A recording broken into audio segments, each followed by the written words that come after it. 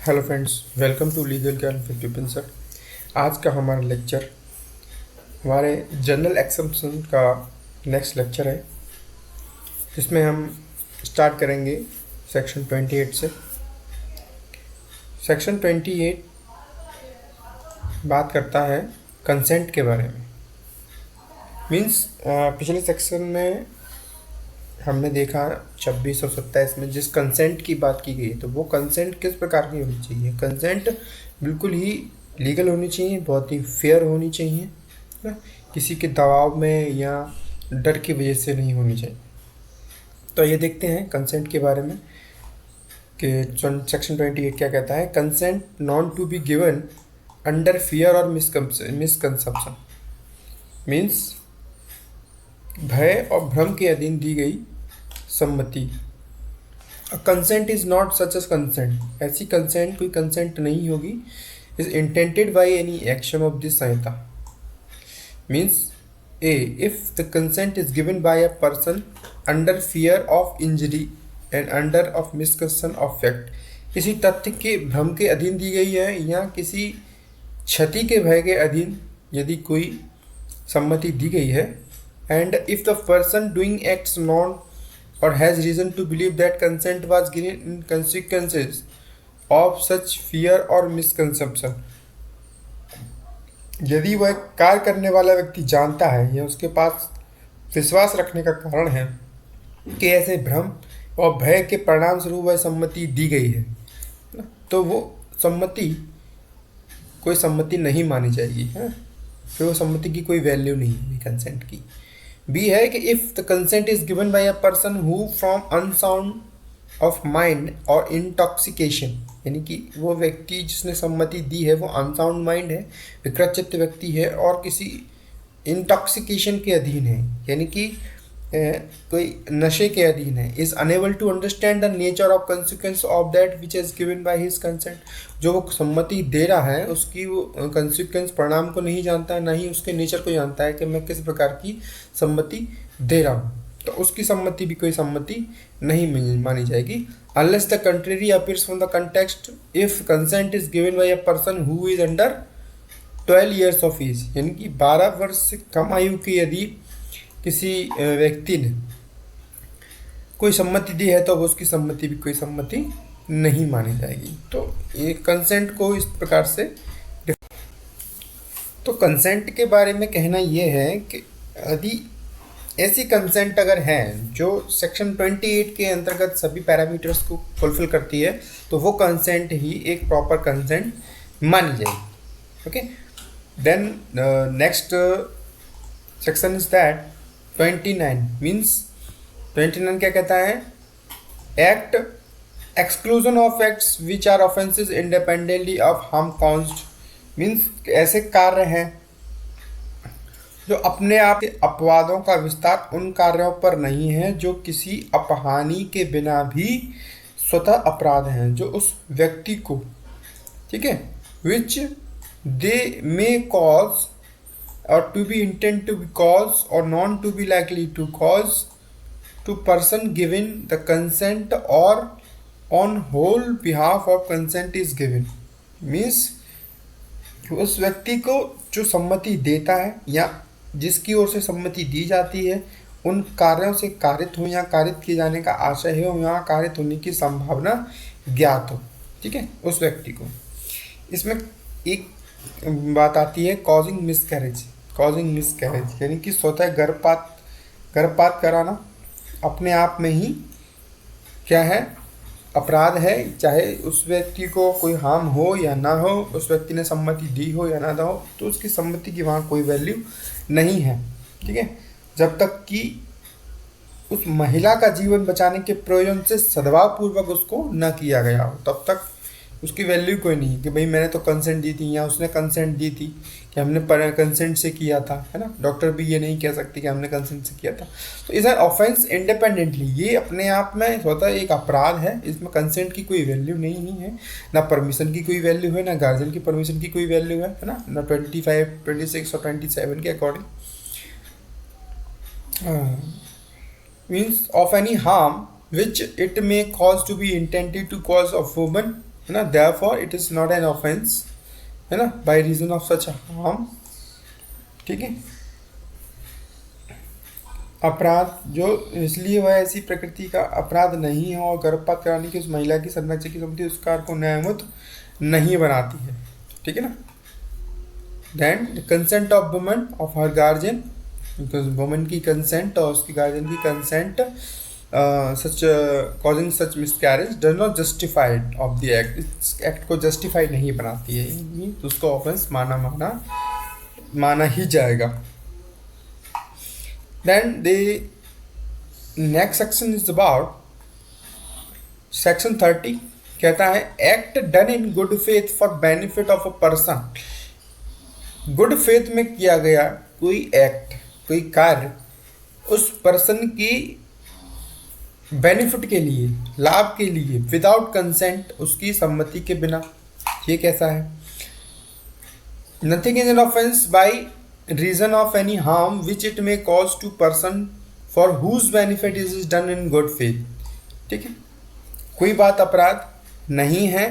जो ऐसे व्यक्ति के हार्म को बचाने के लिए, ठीक है, की जाती है, for a person whose benefit is done, जिसके फायदे के लिए की गई है, इन गुड फेथ, उसके गुड फेथ में सद्भाव पूर्वक, even without that person consent, उस व्यक्ति की सम्मति के बिना, उसकी कंसेंट के बिना उसके फायदे के लिए कोई कार्य किया गया है। कई बार ऐसी परिस्थिति आ जाती है। Okay, if the circumstances are such that, अगर तो परिस्थितियां ऐसी हैं, it is impossible for that person to signify consent, कि उस व्यक्ति के लिए सम्मति लेना उचित नहीं है, और सम्मति ले पाने वाली परिस्थितियां हैं भी नहीं, तो ऐसे सिचुएशन में क्या करते हैं, उस व्यक्ति के फायदे के लिए, उसकी सम्मति के बिना ही उसके फायदे के लिए काम करना पड़ता है। If that person is capable of giving consent, ऐसा नहीं है कि वो कंसेंट नहीं दे पा रहा है ना, इस सिचुएशन में वो है नहीं कि वो कंसेंट दे पाए, हैज़ नो गार्जियन, उसका कोई गार्जियन भी नहीं है, और other person in lawful of charge, ऐसा कोई लॉफुल पर्सन नहीं जिसके चार्ज में वो व्यक्ति हो विधिपूर्वक, है ना। It is possible to obtain consent time, ऐसा टाइम भी नहीं है कि उसकी कंसेंट को हम ले पाएँ, है ना, for the timing in for done with benefit. Means कहने का मतलब ये है कि कोई बात जो किसी व्यक्ति के फायदे के लिए सद्भावपूर्वक की गई हो, हालांकि उसकी सम्मति नहीं है, लेकिन ऐसी परिस्थितियाँ है ना, है कि उस व्यक्ति की सम्मति हम नहीं ले पा रहे हैं, कोई गार्जियन भी नहीं है और वो व्यक्ति सम्मति नहीं दे पा रहा है किसी कारणवश, है ना, तो उसके फायदे के लिए हम वो काम कर सकते हैं, परंतु इसके कुछ अपवाद हैं। The intentional causing death, attempting to cause death, है ना, मृत्यु कारित करने या मृत्यु कारित करने का प्रयत्न नहीं होना चाहिए उसमें, यदि इस तरह की कोई बात है तो, है ना, और मृत्यु या घोरोपति के निवारण के लिए, है ना, doing anything which person is known to be likely cause death और any purpose to be preventing death और grievous hurt, means grievous hurt करने के लिए भी नहीं होगा। ठीक है, द वॉलंटरी कॉजिंग हर्ट, स्वेच्छा वॉलंटरी कार्य करने के लिए नहीं होगा, है ना, उपपत्ति कार्य करने के लिए नहीं होगा। तो अटेम्प्टिंग कॉज डेथ, उपपत्ति के प्रयत्न करने के लिए नहीं होगा। Preventing of death of hurt, है ना, जब तक कि वो डेथ और घोरोपति को बचाने के प्रयोजन के लिए ना हो, है ना, और ऐसे अबेटमेंट ऑफ एनी ऑफेंसेस, ऐसे अपराध के दुष्प्रण के लिए भी नहीं होगा, है ना। मीन्स इसके इलस्ट्रेशन हम देख लेते हैं, इलस्ट्रेशन से सारी कहानी हमें समझ में आ जाएगी। Z thrown from his horse, अपने घोड़े से गिर गया और इंसैनेबल, मूर्छित हो गया है ना, बेहोश हो गया है। ए और सर्जन, जो सर्जन है, find that Z requires to, ना, ट्रीटमेंट, जेड को एक शल्य क्रिया की आवश्यकता है। A not intending Z death but in good faith, अब ये क्या करता है, जो सर्जन है उसको मारने की नीयत से नहीं, बट इन गुड फेथ, सद्भावपूर्वक क्या करता है, जेड के बेनिफिट के लिए परफॉर्म ट्रेपन, शल्य क्रिया करता है। ठीक है, before Z recovers his power of judging of himself, ठीक है, या जेड के कि स्वयं किसी निर्णय पर पहुंचने की शक्ति प्राप्त करने के पूर्व भी वह ऐसा कर देता है। तो मीन्स यहाँ ए ने जेड से कोई सम्मति नहीं ली, उसको उसके फायदे के लिए उसने कर दिया गया है, means A has committed no offence. Okay, उसको बचाने के लिए किया है, तो ए ने कोई अपराध नहीं किया है। एक बहुत ही फेमस जो हम अक्सर पढ़ते हैं टाइगर वाला, A Z carries off by a tiger, ठीक है, जेड को टाइगर उठा ले जाता है। A fires at tiger knowing to be likely that shot may killed Z. A fire करता है टाइगर पर ये जानते हुए कि हो सकता है गोली जेड को लग जाए, but not intending to kill Z, लेकिन वो जेड को नहीं मारना चाहता। और गुड फेथ में जेड के फायदे के लिए, जेड को बचाने के लिए, as bullet gives Z mortal wound. तो जेड को क्या करती है, एक मॉर्टल घाव वाउंड यानी कि मृत्युकारक घाव उसको हो जाता है जेड को, लेकिन उसकी कोई ऐसी इच्छा नहीं थी, उसको बचाने के लिए उसने किया था। Means A has committed no offence. तो ऐसी सिचुएशन में उसकी हम सम्मति ले नहीं सकते हैं, इसलिए ऐसी बात की जाती है ना, सम्मति की जरूरत नहीं होती है। एक्सप्लेनेशन क्या कहता है, ये दो एक्सप्लेनेशन आप ले लीजिएगा, बहुत ही सिंपल है। Mayor pecuniary benefit is not benefit, means केवल धन संबंधी लाभ के भाई उसके फायदे के लिए, उसके फायदे के लिए, उसके फायदे के लिए, तो वो फायदा कुछ मतलब केवल धन संबंधी फायदा नहीं होना चाहिए कि मतलब धन, उसको धन का फायदा हो रहा है तो हमने ऐसा किया, नहीं। Within mean we have to secure his life, with life यानी कि सामने वाले की हमने लाइफ को सिक्योर करने के लिए ऐसा किया हुआ है। Next is section 31, communication made in good faith. Good faith में यदि कोई कम्युनिकेशन की जाती है जो करना जरूरी है, मीन्स नो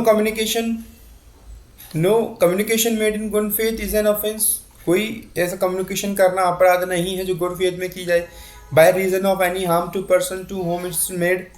है ना। If it is made for the benefit of that person, ठीक है,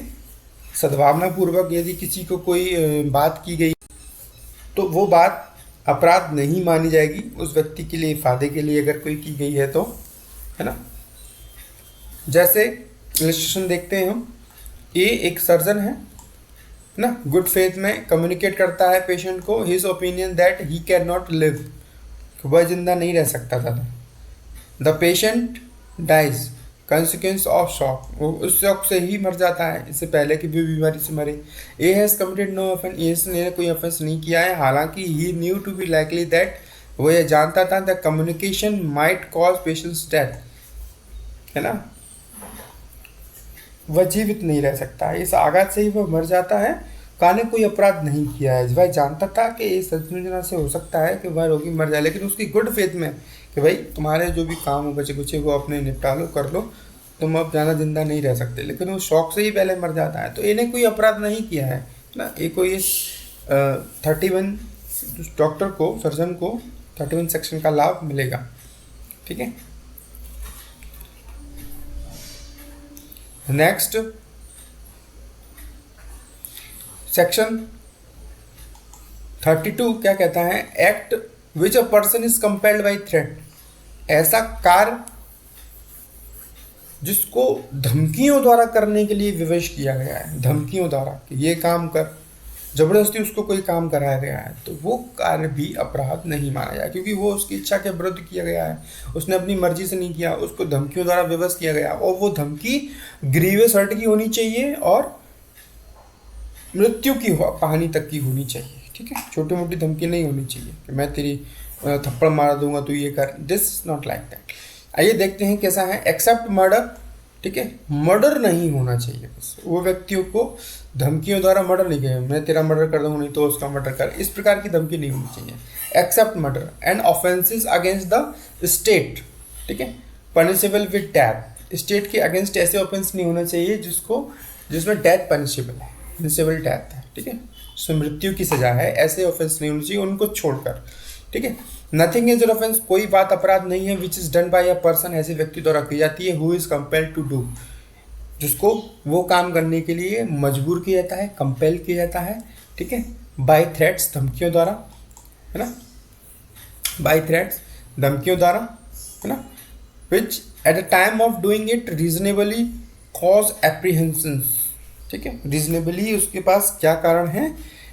एप्रीहेंशंस दैट, किस बात का एप्रीहेंशन है, तत्काल मृत्यु का भय, to that person will otherwise be consequences, means उस, यदि उसने ऐसा काम नहीं किया तो उसको तत्काल मृत्यु का भय है, यदि तुम ऐसा काम नहीं करोगे तो तुम्हारी तत्काल मृत्यु कर दी जाएगी, ठीक है। प्रोवाइडेड क्या कहता है, the person doing the act did not on accord और फ्रॉम अ रीजनेबल एप्रीहेंशंस, ठीक है, harm to himself short instant death, place himself in situation by which he becomes subject to such constraint, मतलब अब वो व्यक्ति जो ऐसा काम करना है धमकियों, बस ऐसा नहीं होना चाहिए कि उसने ही अपने आप को जानबूझकर ऐसी परिस्थितियों में फंसा लिया है कि अरे अब मैं क्या करूं, मैं तो उनके पास मिलने के लिए गया था, उन्होंने मुझे ही फंसा लिया, नहीं, ऐसा नहीं होना चाहिए। परिस्थितियाँ बस जानबूझकर ऐसी परिस्थितियाँ बनाई गई नहीं होनी चाहिए, रीजनेबल होनी चाहिए, ठीक है। एक्सप्लेनेशन क्या कहता है, a person who of his own accord by reason of threat being beaten joins a gang of dacoits knowing to the character it is not entitled to benefit of this exception on ground of his having been compelled by his associates doing this act by offense of law, means कोई व्यक्ति जो स्वयं अपनी इच्छा से या पीटे जाने की धमकी के कारण डाकुओं की टोली में उनकी शील को जानते हुए सम्मिलित हो जाता है, इस आधार पर ही इस अपवाद का फायदा उठाने का हकदार नहीं है कि वह अपने साथियों द्वारा ऐसी बात करने के लिए विवश किया गया था जो विधि द्वारा अपराध है। मीन्स एक पर्सन को स्वयं उसकी ही इच्छा से उस परिस्थितियों में नहीं डालना चाहिए, ठीक है, तभी उसको इस सेक्शन का फायदा मिलेगा। Person seized by gang of डकैट्स,